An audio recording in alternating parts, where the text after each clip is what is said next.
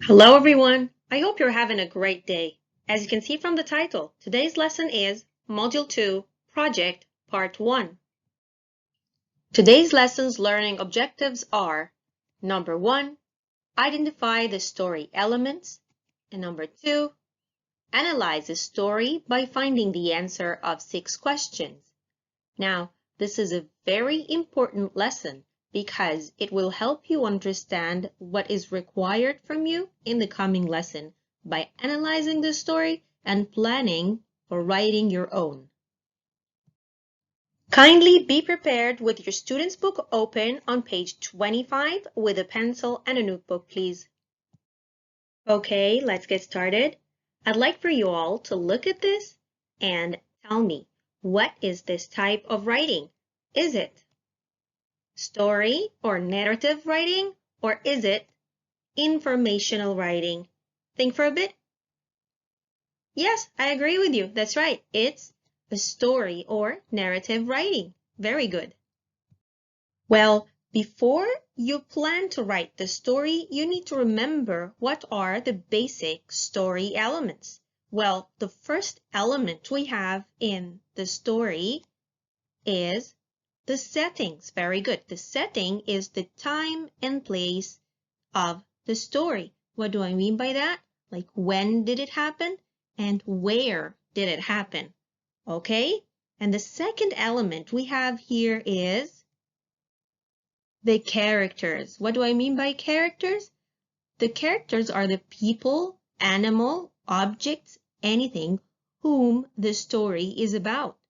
Like, for example, there could be a story where there are only animals, so the animals are the characters. Also, there could be a story where there are only people, and so they are the characters, and so on. Okay? Now, the third element we have is the plot. Now, what is the plot? The plot is how the story goes, or the events. Like, we start with this, and then after that, this happened, and then after that, this happened. These are the plot or the events of the story. And then finally, the last element we have is the problem and solution. Like what we said before, when you're telling what happened in the plot, you should always have a problem and a solution, or else why are you writing the story, right? If it's only like I woke up in the morning, I ate, and then I went out and came back and I slept, that there's nothing going on. Why am I telling this? There should be some spice, some suspense, some action. There should be a problem, and then how did you solve this problem? What happened? And then finally, you put the end, the ending of the story. All right? So these are the basic story elements. Once again, the time and place, the setting, the characters, and then the plot, the events, and finally, the problem solution and the ending. Okay? Another important point to bear in mind is when you plan your story, remember to organize your story. You shouldn't put one event before the other. It has to be organized. So we start with the beginning, where you use an introductory phrase, something to start your story with, and then state the time and place of the story and maybe the main characters. So this is how you start your story. In the middle, though, you'd start telling the events of the story in order, be organized, and then introduce the problem, or else why are you writing the story? All right? Towards the end of your story, you present the solution. How did you solve the problem? And then in the story with your opinion or the learned lesson or how you felt about this event. All right? Now, I'd like for you guys to go to the student's book, page 25, and look at our story here. What's the first thing you notice? That's correct. An unlucky day. Yes, what do we call that? On the top of the story, in the beginning, what do we call it? That's right, we call it a title. Very good. Now, that's another thing you should remember. you should always have a title to your story. Now, I'm giving you an advice here. If you are planning your story, you don't have to put the title in the very beginning. You can start writing your story and then come up with a catchy title. That would be really nice. I'll give you other examples for giving a good, cool, catchy title. For example, A Strange Day, or What a Day, or When I Went to, and then finally, A Holiday Went Wrong. So these are examples of titles. Now, do you notice something about these examples? Yes, that's right. We capitalized the first letter. Very good. So in the title, you need to capitalize the first letter. It's very, very important. All right? So if we move to the prompt in exercise 1, it says, below is a story. Why was it an unlucky day? Read and answer. Now, I'd like you all to pause the video for a bit, read the story carefully, and then underline the reason. Why was it an unlucky day? All right, start.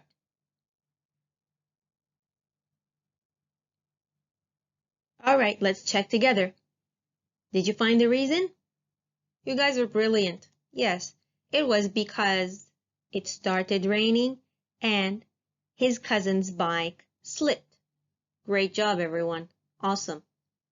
Now that you've had a quick read to the story, let's start analyzing it bit by bit. I'd like for you guys to look at this text as a model for you or an example to follow when you're planning to write your own story in the coming lesson. I also would like for you to bear in mind all of the points that we discussed before, from the story elements to the organization of your story, from beginning to middle to end, and what do you put in each part. Okay, let's start reading together. Ready? Let's go. Last weekend, the sun was shining. Let's stop till here. Last weekend, the sun was shining. Now, how do we start our story? That's right. We start our story by saying when. We're talking about the time here. Okay? And now let's continue. So, my cousin and I decided to have a picnic. Let's read this part again. My cousin and I. Now, which story element is that? Correct. It's who did you go with, or the characters of the story. Very good. So we start with the time and then you introduce some of the characters. Very good. And then let's read the whole sentence together. So my cousin and I decided to have a picnic by the lake.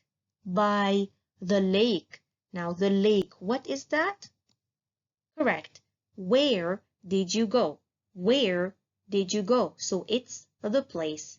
So let's remember together, in the beginning part of our story, we put the settings, which is the time and the place, and also introduce some of the characters. Okay? Let's continue reading. We rode our bikes to the lake and enjoyed our lunch in nature. Now, what is this part telling us? Yes, very good. It's telling us, what did you do there? Or it's starting to tell the events of the story, the plot. All right, now let's start reading the first word of the paragraph. Suddenly. Oh, what is this word? I really like it. Yes, I like it because it's a very good way to introduce the problem. Now, all of this paragraph is telling us basically what happened. It's telling us the rest of the events of the story while introducing the problem. Let's read it together. Suddenly, it got cloudy and it started raining. We decided to go back home. We were riding our bikes when my cousin's bike slipped and he fell off. He hurt his leg and couldn't ride his bike. I helped him sit under a tree. We were wet and scared. We didn't know what to do.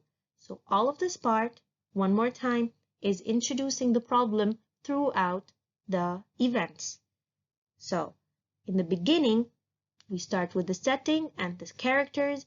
The middle, you start telling the events and introduce the problem. And the last part, let's see what happened in the end. Of course, if you have a problem, you have to resolve it or solve the problem. Let's read together. While we were waiting for the rain to stop, we saw some car lights. It was my uncle. He was looking for us. Let's stop till here. So here it is, the solution to our problem. Now, what about the last sentence? We were happy to see him. What is that? That's not the solution. That's how did you feel? Okay, so you end your story with your feeling or the learned lesson or your opinion about the whole story. All right? Now it's time for you guys to use your pencils and notebooks. Okay, I'll give you tips to help you plan your story easily. I'll even give you examples. Let's start with the first part. When you say when, let's see the examples. Yesterday morning, last weekend, a year ago, last summer, and you start your story from there. Okay? And then, who did you go with? Let's check examples for the characters. My family and I, my sister and I, my friends and I, my classmates and I. And do you notice all the time that we said I, we made it in a capital form, uppercase. Always capitalize I, always, whether in the beginning, the middle, or the end of your story. Okay, let's move on to where did you go, the place. Let's check some examples. The beach, camping, school trip, the mall, the park, my uncle's house, any place where you can set your story and start developing your events from there. Now let's see what happened in the story. I'll give you some examples to help you with your writing. Oh, what happened if you got lost, or followed by a stranger, or had a fight, lost your money, found snakes, and anything else. But remember, when you say what happened or the problem, you need to add details. You need to add a feeling. You need to add certain elements that will help the reader visualize and see your story as if it's like a movie. Okay? After that, we go to the solution, or what happened in the end. Let's see. You got help from the security, you reconciled with your friend, you found the money, you went to the hospital, you ran away, and so on according to the situation. Okay? Finally, the last part. How did you feel? Let's see the example. I was so relieved. Everything turned out okay in the end. I was so happy, and so on. All right? Let's see some other tips to help you plan your story easily. You need to enrich your writing by trying to use a variety of adjectives. Let's see how. Other than so and very, you can use extremely, remarkably, such as, unusually. Instead of saying big, you can say huge, enormous, roomy, oversized, crowded, massive, full. Instead of scared, you say afraid, anxious, startled, terrified, shaken, fearful. Instead of happy, you say glad, cheerful, overjoyed, pleased, delighted, flying high. Instead of sad, you say unhappy, sorry, upset, heartbroken, gloomy, or hurting. And instead of small, you can say tiny, little, cramped, narrow, baby, short, or mini. So try to use some of these when you're writing. Well, this is all for our planning for our writing. That's all for this lesson. Thank you, everyone. Have a great day.